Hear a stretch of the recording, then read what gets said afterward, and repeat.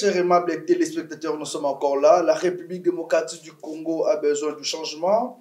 La République démocratique du Congo a besoin du renouvellement de la classe politique. Aujourd'hui, la population congolaise traverse une période très compliquée financièrement, sur le plan social, sur le plan financier. Que faut-il faire aujourd'hui pour résoudre la crise en RDC? Sur ce plateau, nous recevons l'un des membres du parti politique Alliance pour le changement, parti cher à l'honorable Jean-Marc Kabound. Il est son avocat, ce maître Fall Mamba. Avec lui, on va parler sur la gouvernance de Tshisekedi, sur comment résoudre la crise politique à l'est de la République, et aussi pourquoi Jean-Marc Kabound jusque-là est toujours dans la prison de Makala. Bienvenue à vous, maître.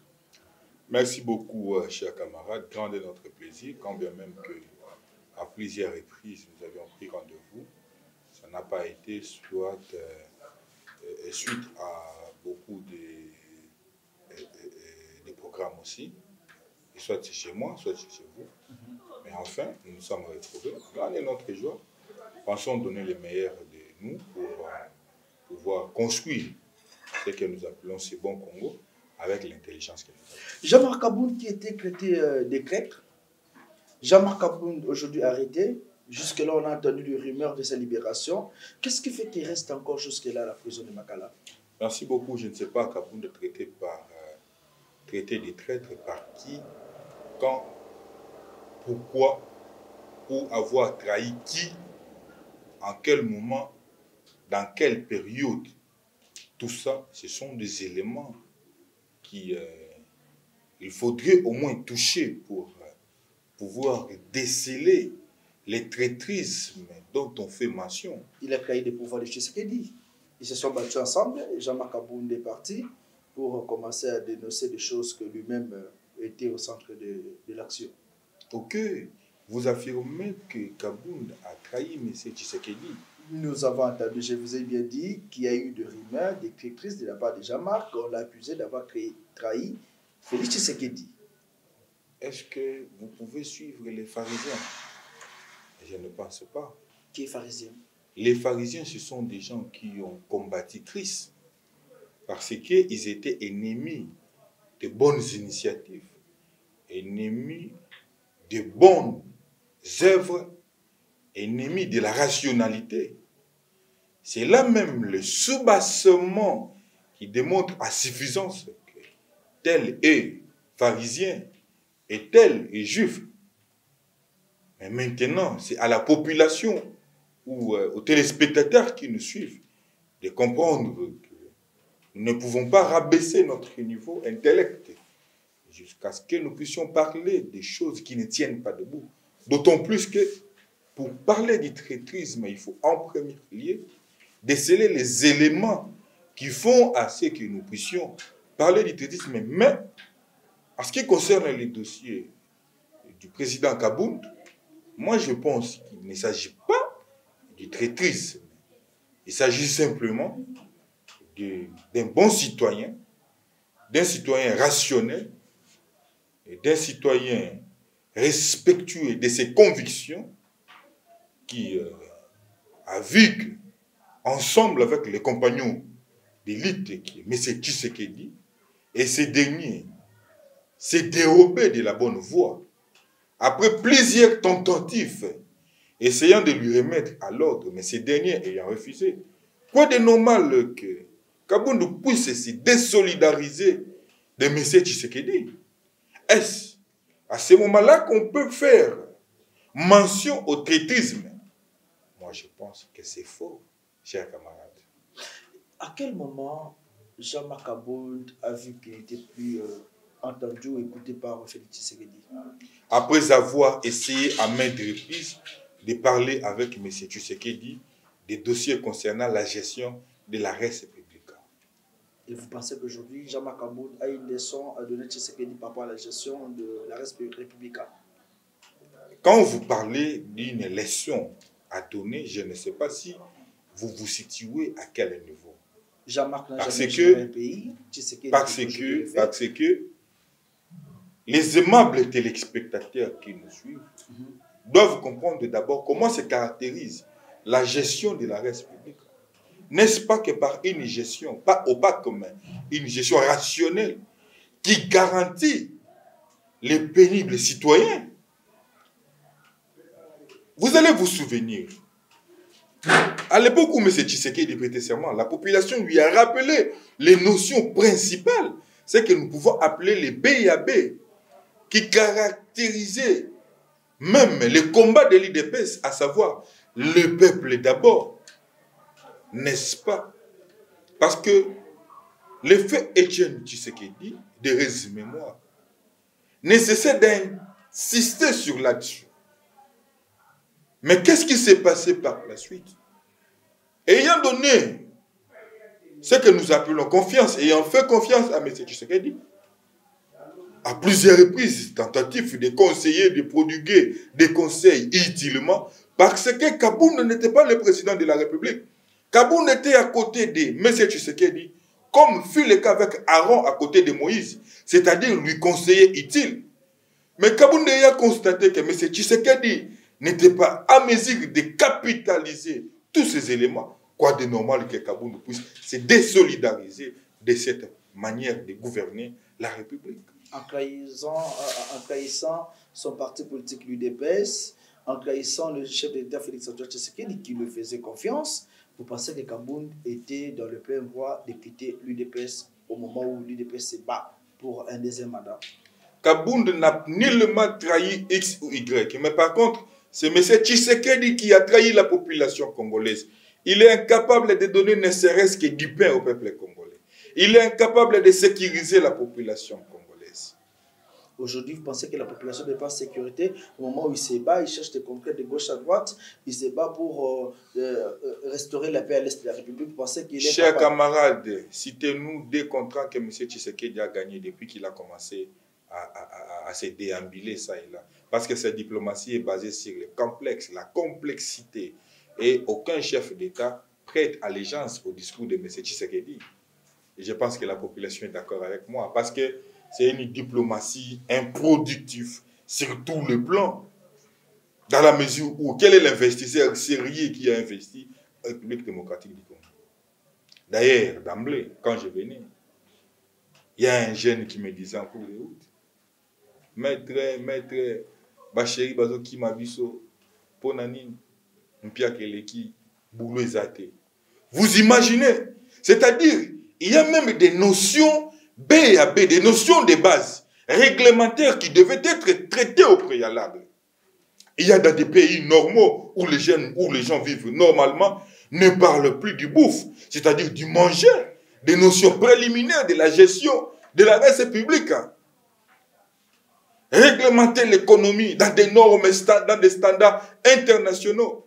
Mais c'est ce qui continue à boiter jusqu'au jour d'aujourd'hui. Vous voulez que nous puissions acclamer M. Tshisekedi? Mais ça, c'est les non-assistance à un peuple en danger. On ne pouvait pas cautionner cette façon de diriger la République, et c'était normal que nous puissions compatir avec nos paisibles citoyens. Félix Tshisekedi, vous ne devez pas quand même l'ignorer, était président de l'Union africaine. Félix Tshisekedi, aujourd'hui, au niveau des Nations Unies, nous avons quand même un représentant là-bas. C'est la diplomatie agissante du chef de l'État, Félix Tshisekedi. Chers camarades, je ne sais pas ce que vous appelez diplomatie agissante. Est-ce que nous sommes pris au sérieux? Si oui, mais dites-nous où et en quel moment. Tshisekedi, président de l'Union africaine, pour quel effet? Le pays en a bénéficié où et à quel moment? S'il faudrait revenir même dans le BRB, vous voyez que non, nous vivons au jour d'aujourd'hui en deçà de ce qu'on vivait auparavant.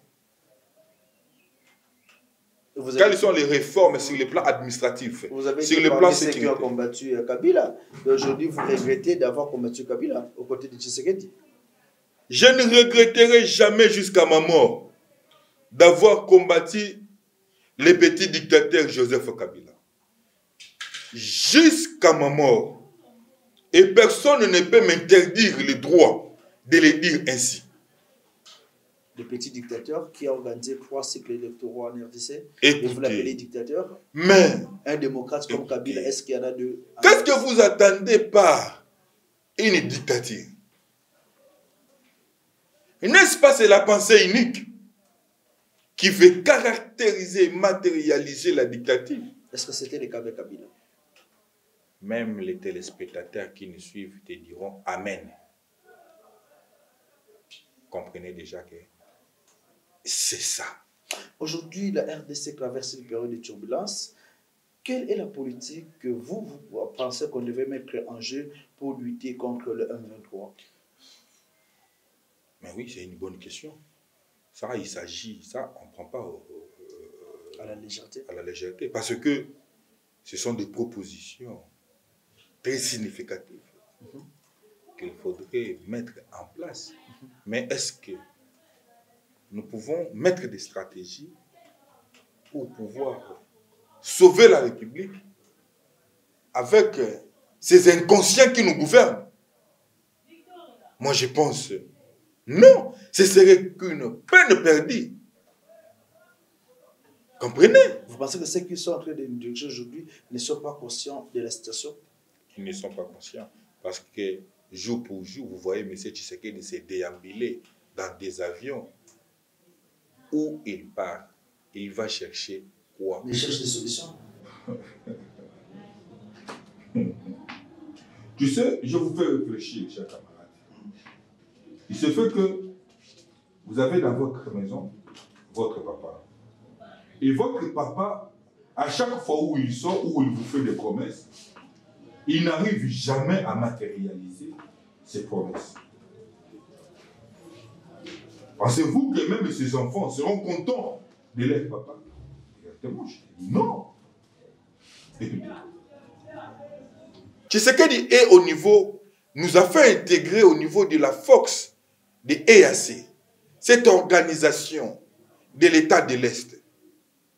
Pour quel objectif? Pour quel but? Quand bien même que les ministres des Affaires étrangères, M. Lutundula et les ministres de la Communication, ont eu à défendre l'indéfendable. Parce que c'est ce que nous constatons. Nous avons au jour d'aujourd'hui les forces de EAC au niveau de l'Est de la République démocratique du Congo. Quel est leur rapport par rapport aux matières sécuritaires? N'est-ce pas, c'est pour matérialiser la balkanisation tant décriée depuis Lumumba? Allez-y comprendre, depuis Lumumba. Mais est-ce que c'est Tshisekedi qui est à la base de, de la guerre qui s'est vue à l'Est? Est-ce que Tshisekedi a fait un péché d'avoir signé cet accord? Puisqu'aujourd'hui, cette force-là est en train de se battre pour la stabilité à l'Est. Je vais vous choquer. Cette force de EAC n'est pas venue pour l'intérêt des Congolais. Ils sont là pour leurs intérêts économiques. Je vais vous choquer. Comment ça? Vous pouvez nous expliquer? Il y a des matières premières que les Kenyans, les Ougandais et tout ont besoin pour développer leur pays. Et ces matières-là se retrouvent au niveau de la République démocratique du Congo. Si vous avez bonne mémoire, même le président du Kenya avait dit à haute voix que nous avons nos intérêts à protéger en République démocratique du Congo. Et quel est l'intérêt de la République démocratique du Congo au sein du Kenya? Je vais encore vous choquer. Savez-vous que dans cette histoire de M23, il y a la complicité de l'Ouganda? Quand bien même que le gouvernement de M. Tshisekedi est en train d'amadouer le pouvoir de l'Ouganda, ne nous voilons pas la face. C'est comme ça que les Congolais doivent comprendre que Kabound avait raison quand il disait que le désastre qui prévaut au jour d'aujourd'hui à l'est de la République démocratique du Congo, c'est à cause de l'irresponsabilité gouvernementale qui est incarnée par M. Tshisekedi. Ils ont travaillé pendant 4 ans et après il vient comme donner des leçons. Vous pensez que la population va le croire? Je vous ai dit noir sur blanc, chers camarades, que Kabound n'avait pas la décision Kabound ne décidait pas. Kabound était comme Aaron à côté de Moïse. Il a participé. Mais qu'est-ce que vous appelez une participation? Kabound n'était pas le premier ministre, non plus le président du Sénat. Il n'était pas le président de l'Assemblée nationale. Mais il faut situer la participation. Étant président de l'IDPS, il ne pouvait que se limiter à proposer. La validation revenait à M. Tshisekedi. Mais aussi, les décisions devaient être prises par M. Tshisekedi et non par Kabound. Kabound avait ses limites. Les limites de Kabound se situent au niveau de prodiguer des conseils, de proposer. Mais ce n'était pas lui qui avait l'appareil de décision. Non. Mais comment est-ce que, avec beaucoup de légèreté, d'autres peuvent d'office pointer Jean-Marc Kabound à Kabound comme responsable? Non. Puisqu'ils ont travaillé ensemble. Non. Kabound était presque l'unique qui avait accès à tout moment au bureau du chef de l'État. Mais comment vous pouvez affirmer ça?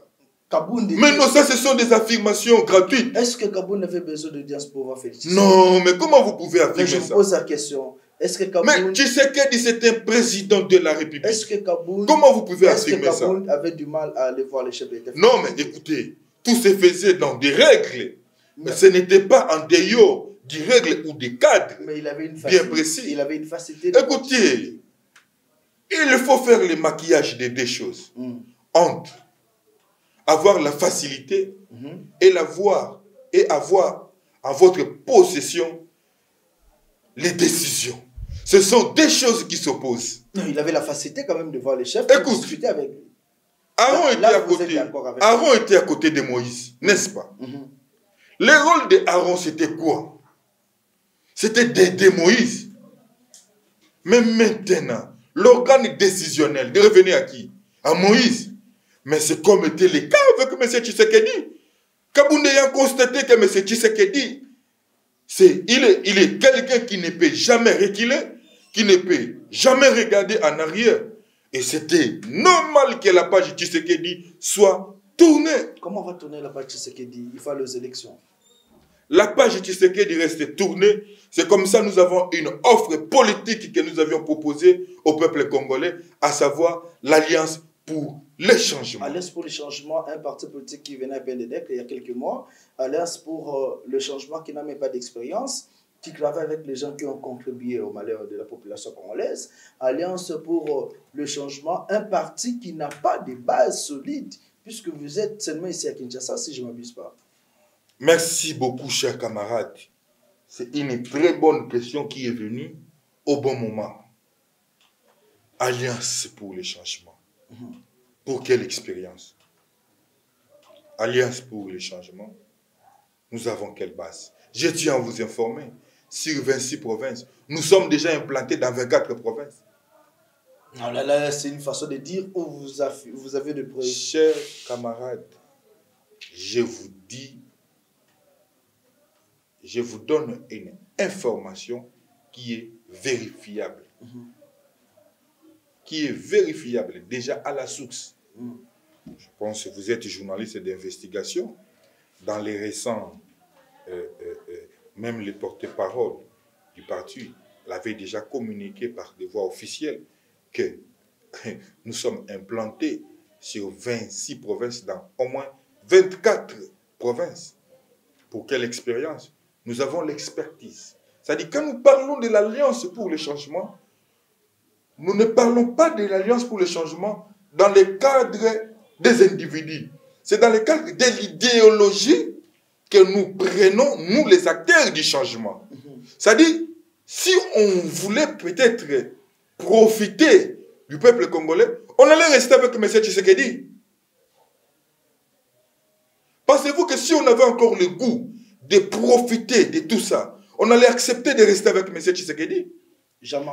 Mais si on n'a pas accepté de rester avec M. Tshisekedi, nous nous sommes dit qu'il faut créer un cadre ou offrir au peuple congolais une nouvelle offre politique face aux failles détectées de M. Tshisekedi qui a démontré noir sur blanc les insuffisances qu'il mérite d'être conjugué au passé. C'est ainsi que nous nous sommes retirés pour proposer ou mettre à la disposition du peuple congolais une nouvelle offre congolais. Nous sommes de gauche, nous sommes à l'opposition. C'est-à-dire, nous proposons une branche, nous sommes une partie politique qui prône le changement. Nous sommes les socialistes, au vrai sens du mot. Jean-Marc Aboun n'a pas quitté Tshisekedi puisqu'il s'est assoiffé de pouvoir.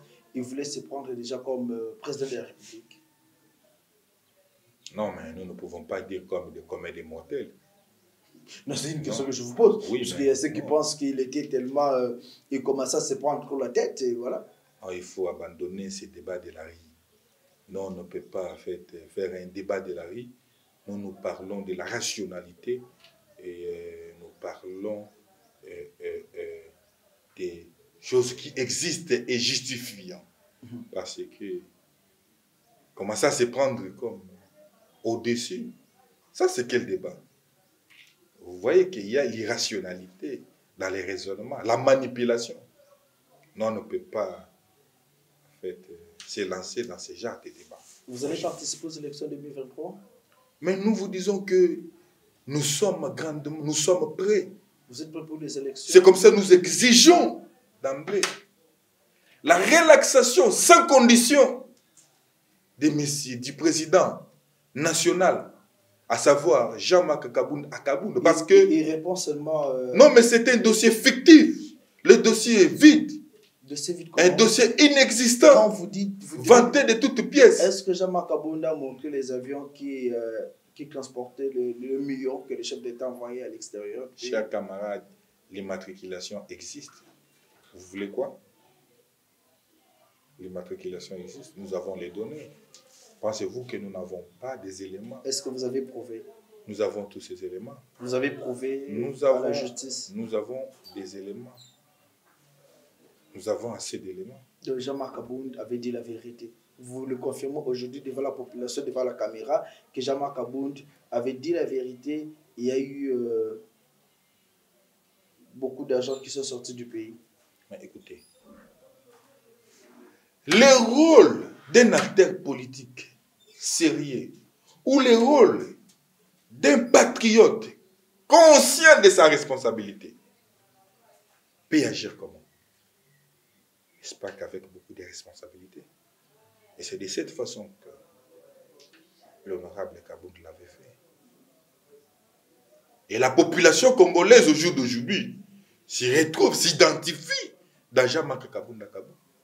L'homme qui a dit non, l'homme constant, cohérent et un homme dédiscipliné. Vous dites que vous irez aux élections 2023. Nous avons, oui, entendu qu'il y a Mosito, disons, il y a Chadari, Matata Pogno, Moïse Katumbi, qui sont déjà en train de coaliser. De l'autre côté, nous avons entendu, une fois de plus, Matata Pogno, Fayoulou, le docteur Mukwege. Vous aussi, vous allez vous coaliser avec d'autres opposants ou bien vous resterez seul? Chers camarades, prenez votre mal en patience. Au moment opportun, les partis vont devoir être communiqués par des voies officielles en ce qui concerne notre position. Si on va s'allier avec X, Y, tout va se faire par des voies officielles. Prenez votre mal en patience. Le moment venu, vous allez en savoir. Je reviens sur cette question sur la sécurité à l'est de l'insécurité à l'est de la République démocratique du Congo.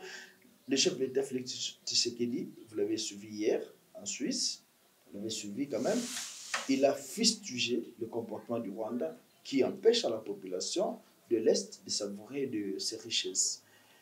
Est-ce qu'aujourd'hui, pouvez-vous vous aligner derrière Félix Tshisekedi pour lutter contre le Rwanda et le M23? S'aligner derrière M. Tshisekedi pour lutter contre le Rwanda. Je vais encore vous choquer, chers camarades. Savez-vous que le M23 avait été défait à l'époque de M. Kabila? Et ce même M23 a été invité sur invitation de M. Tshisekedi. Vous avez des preuves, on vous l'accuse seulement. ce que je vous dis venait tantôt d'être affirmé. Je venais d'être dans un plateau, dont je ne peux pas citer le nom ici, dans un plateau d'un de vos confrères, où l'un des communicateurs de l'IDPS, à la personne de Pinda, qui est l'un des confrères, l'a affirmé à haute voix, que le M23 était ici sur invitation du gouvernement congolais. Mais pendant qu'à l'époque de M. Kabila, on ne parlait plus de cette histoire de M23. À un citoyen sérieux, pouvons-nous prendre M. Tshisekedi au sérieux? Il est le responsable numéro 1 de ces désastres qui prévaut au niveau de l'Est de la République démocratique. Mais il a privé l'Est. Il y a plus. À l'Est, il y avait déjà des guerres. Hein, 4 ans après, vous devez retenir qu'il n'y a plus rien à attendre de M. Tshisekedi. M. Tshisekedi, c'est un jouisseur. Il a fait son temps dans la justice. Désormais, la page Tshisekedi est tournée. Tshisekedi appartient au passé. Par rapport à ce que vous pensez. Et pour l'UDPS, Tshisekedi fera un deuxième mandat. Mais qu'est-ce que vous appelez par penser? Il faut confronter les réalités. Mais c'est ça. Mais Tshisekedi est en train de débattre. Mais c'est ça. Pour redresser les choses. Chers camarades, il se bat à quel niveau? 4 ans après, vous allez nous dire que nous sommes en train de nous battre. Quelles sont les réformes attitrées? Quelles sont les réformes nécessaires qui puissent pousser les pays vers le changement que vous connaissez? Mais M. Tshisekedi est basé sur les discours néfastes, les discours qui n'apportent rien, les discours de pleurnicher. Tshisekedi est en train de pleurnicher partout. Il est incapable d'organiser notre appareil de défense. C'est comme ça, vous le voyez déambuler partout en train de pleurnicher, où il n'est pas pris en considération. Parce que jusque-là, il n'y a aucune sanction contre les Rwandais. Allez-y comprendre. Donc c'est pourquoi il nous faut des dirigeants responsables, respectueux au monde. Nous avons des dirigeants qui ne sont pas respectés au monde. Allez-y comprendre. Aujourd'hui, il n'y a pas un changement par rapport au régime de Kabila et Tshisekedi. Il y a une régression de plus. Sur quel point? Sur le plan économique. Actuellement, la situation est plus que chaotique. Le budget a augmenté avec Tshisekedi. Vous savez, faites les parallélismes entre les macroéconomiques qu'est vanté Matata Mponyo et les budgets qu'est vante M. Tshisekedi de jour de jour. Parce qu'à l'époque, quand Matata Mponyo vantait les macroéconomiques, les cadres macroéconomiques, ça dit les pains ne faisaient que s'augmenter. Les biens de première nécessité, ça dit, ne faisaient que s'augmenter.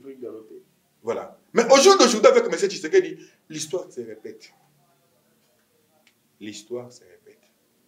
N'est-ce pas que Tshisekedi, c'est un bon élève de la Kabylie? Parce que c'est dit copier-coller. Comment ça? Ce qui s'est fait, c'est ce qui s'est fait aujourd'hui.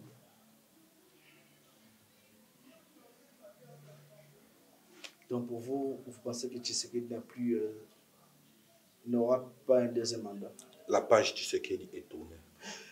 Sarkozy est annoncé, disons, Emmanuel Macron est annoncé en République démocratique du Congo. Il y a plusieurs voix qui s'élèvent. Lucha qui mobilise pour dire non à l'arrivée de Macron. Il y a donc plateforme politique qui ne veut pas de son arrivée. Pourquoi est-ce que les gens refusent de son arrivée à Kinshasa? Et l'IDPS, il dit quoi? L'IDPS, il dit quoi? Non, moi je vous pose... je ne vous pose pas la question. Je me pose et puis je vais répondre. Et l'IDPS, il dit quoi? Et M. Tshisekedi dit quoi par rapport à ça? Vous avez entendu hier ce que c'est les déclarations de M. Macron vis-à-vis de la République démocratique du Congo. J'ai lu à M. Macron un aspect des choses. C'est-à-dire Macron ne nous prend pas au sérieux. Macron, quand il parlait, Macron nous prend comme des sous-hommes. C'est-à-dire, Macron n'a pas d'égard ni respect vis-à-vis du peuple congolais. Tout ça pourquoi? C'est la complaisance des dirigeants qui dirigent la République. Ils ne sont pas à la hauteur. Ils ne savent pas imposer ce que nous disons, la voix de la République démocratique du Congo partout au monde. Ils sont en deçà. Ils ne sont pas à la hauteur.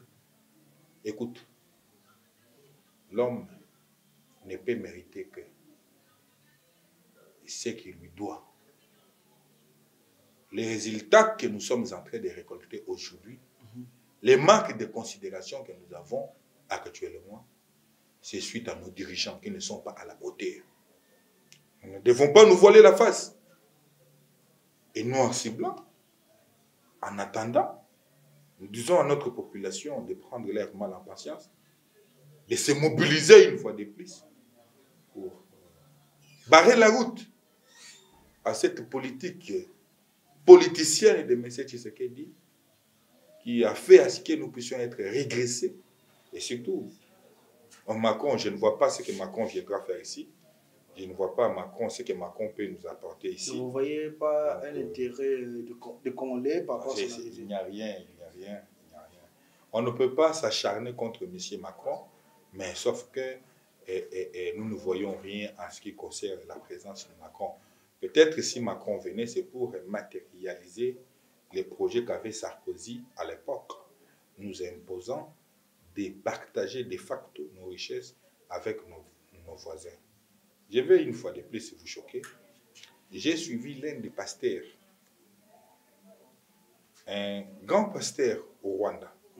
Vous savez, il dit quoi? Le pasteur en question dit, l'Israël est là où il se trouve aujourd'hui. La terre qu'occupe Israël ne les appartenait pas. Mais Dieu les avait donnés. La terre qu'occupent aujourd'hui les Américains ne les appartenait pas. Mais Dieu les avait donnés. Mais aussi, la République démocratique du Congo ne les appartient pas. Mais Dieu va leur donner ce pays. Qu'est-ce que nous, les Congolais, nous réfléchissons quant à ça? Quelle a été votre réaction après avoir suivi ces pasteurs-là? Moi, j'ai dit ceci à la jeunesse. Je les ai mobilisés. Occupez-vous de la politique. Si vous ne vous occupez pas de la politique, demain, les autres viendront s'occuper de la politique et ils vont vous coloniser. Vous avez les mêmes messages que Félix Tshisekedi qui a sensibilisé tous les jeunes à adhérer massivement au processus électoral, à poser des candidatures et à se prendre en charge pour sauver le pays. Sur le plan économique, qu'est-ce que Tshisekedi a mis en place pouvant permettre à ces jeunes gens de mettre certains mécanismes qui peuvent sauver le pays? Tu vois? Ils sont. Mais M. Tshisekedi a promis. Ça dit Tshisekedi, c'est un homme qui parle à l'air. Vous êtes le chef de l'État, n'oubliez pas. Mais pourquoi il est chef d'État? Parce qu'il existe des Congolais. Si il n'y avait jamais eu des peuples qui s'appellent Congolais, M. Tshisekedi n'allait pas exister comme chef de l'État. Et nous sommes dans nos droits de les critiquer. Est-ce qu'aujourd'hui, pensez-vous que Jean-Marc Kaboun pourrait être libéré avant les élections? Il va participer au processus électoral. Nous irons aux élections avec Jean-Marc Kaboun à Kaboun. Après la négociation entre les deux? Nous irons aux élections. Le dossier est vide. Il n'y aura pas de négociation entre les deux? Kabound est un prisonnier personnel et privé de M. Tshisekedi. Le chef d'État Félix Tshisekedi a affirmé en Suisse pour dire en République démocratique du Congo, il n'y a plus de détenus en prison pour leur obédience ou leur point de vue politique. Vous connaissez les camarades Mani Kienga? Vous connaissez les camarades du PPRD? Comment ils s'appellent encore? Il y a un camarade du PPRD qui est jusqu'au jour d'aujourd'hui casé au niveau de Makala à cause de ses opinions. Vous connaissez Jean-Marc Kaboun à Kabound. Il est aujourd'hui détenu à cause de ses opinions. N'est-ce pas qu'il s'agit seulement de prendre cela pour dire que M. Tshisekedi, c'est un petit dictateur. Mais pourquoi un président peut mentir comme ça? Vous pensez qu'il a menti? Le président mentit et à haute voix. Et nous allons cautionner les mensonges d'un chef d'État. Non, non, non, non, non. Que faut-il aujourd'hui pour que la population vive les changements? Nous devons commencer d'abord par soutenir ce processus électoral. Ça, c'est de un. Deuxièmement, je mobilise la population. Vous soutenez ce processus électoral? Mais oui. Malgré que Martin Fayulu est en train de dénoncer plusieurs abus, mais vous soutenez? Écoutez, M. Tshisekedi était dans l'obligation d'organiser les élections, tout en respectant les prescrits démocratiques. C'est-à-dire, les choses doivent être mieux organisées. Certes, nous décrions la façon dont les choses se passent. Nous décrions cette façon déjà d'emblée. Vous nous montrez que M. Tshisekedi n'était pas prêt pour organiser ces élections. Voilà pourquoi Kaboun l'avait déjà dénoncé à l'époque, que Tshisekedi préparait 2 ans pour une transition. N'est-ce pas? Que lui aussi, Kaboun va participer? Non, mais vous voulez les peuples lever les élections ou la transition? Si la transition, c'est sans Tshisekedi. Comment pouvez-vous imaginer organiser une transition sans Tshisekedi au moment où ceux qui pensaient qu'il y aurait une transition sans Kabila ont les problèmes à résoudre s'appellent Tshisekedi. Comment on peut résoudre les problèmes Tshisekedi avec Tshisekedi? Comment est-ce que en 2016, ceux qui ont accusé Kabila ont travaillé avec Kabila? Monsieur Kabila appartient au passé. La Constitution, article 79, le chef de l'État reste en fonction jusqu'à l'installation effective. L'interprétation avait été faite de beaucoup d'irrégularités.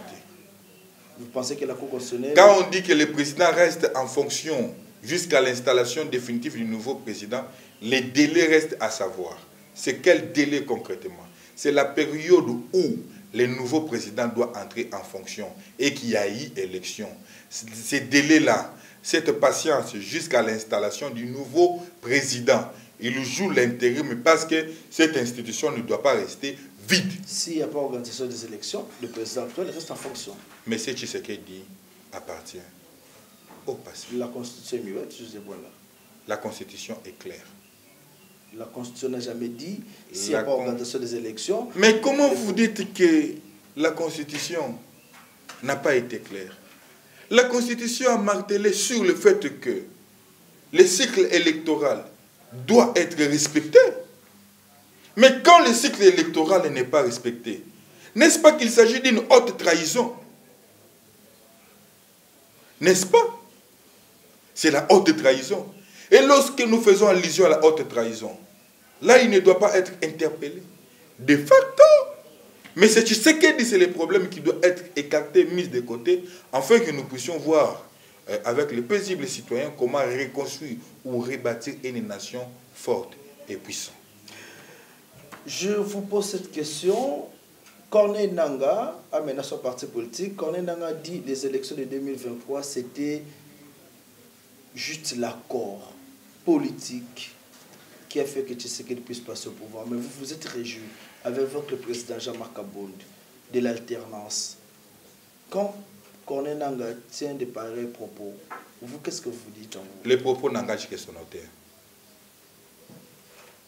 Nangaa n'a-t-il pas dit la vérité? Les propos n'engagent que son auteur. Pensez-vous que Tshisekedi avait gagné les élections de 2023? Les propos n'engagent que son auteur. Je vous pose la question. Pensez-vous que Tshisekedi avait gagné les élections de 2023? Je vous ai encore répondu. Ça, c'est la 5e fois que je vous réponds. Les propos qu'a tenu Nangaa n'engagent que son auteur. Vous confirmez que Tshisekedi avait gagné les élections de 2023? Le président de la République s'appelle Tshisekedi. Celui qui est élu. Le président de la République s'appelle Tshisekedi. On chute avec cette question, on fait signe qu'on est à la fin de l'émission. Est-ce ça pourrait être possible de voir Jean-Marc Abound, Félix Tshisekedi coalisés pour les élections de 2025? J'ai dit à tous les abeilles, demain sera meilleur. Nous espérons, nous laissons le temps au temps. Et à ce que nous sachons est que nous luttons pour une bonne cause. pour délivrer notre population de la captivité où il s'y trouve. Vous n'avez pas répondu à notre question. Exactement, j'ai répondu. Pensez-vous qu'on peut un jour voir Tshisekedi et Kabund travailler cette fois-là ensemble pour le bien-être de la population? Nous sommes les acteurs du changement. Nous prenons les changements. C'est-à-dire? Mais il y a question des idéaux. Comment pouvez-vous vouloir que si les l'idéaux ou votre façon de voir la gouvernance de la République ne cohabitent pas ensemble? Pensez-vous que il faut aller sur il faut faire des coalitions seulement pour faire? Il faut faire des coalitions pour seulement satisfaire X, Y? Ou il faut d'abord en premier lieu voir votre idéologie, où il faut d'abord voir votre vision de la gouvernance. Si ça s'est maquillé à ce niveau-là, vous pouvez voir comment est-ce que vous pouvez définir votre gouvernance ensemble et évoluer. Moi, je pense que le principe est assez clair sur le plan de gouvernance et de l'idéologie qu'incarne notre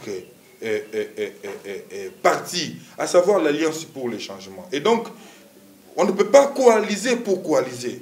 Tout part par la base. Merci beaucoup, nous sommes arrivés à la fin. Votre mot de la fin pour ce numéro de notre émission. Merci beaucoup. J'encourage tous les combattants de l'Alliance pour le changement, partout où ils sont, partout dans le monde. Mais aussi, j'encourage le peuple congolais de garder leur morale au zénith, parce que je peux dire, comme fut le cas avec Moïse, Tshisekedi Bozomona, Bokomona Eli Susute, Bombongwama, Ekotanamboka. Merci beaucoup. Voilà, un grand merci à vous, Maître Fall Mamba. Nous rappelons que vous êtes l'avocat de Jean Makaboun, cadre aussi du parti politique Alliance pour le changement. Un grand merci d'avoir répondu à notre invitation. Un grand merci à vous tous qui nous avez suivis. Cette émission, vous allez suivre ça sur nos différentes plateformes, sur notre télévision, comme France Télévision, et sur notre compte YouTube. Et merci à toute l'équipe technique qui nous a accompagnés pour ce petit programme sur votre chaîne.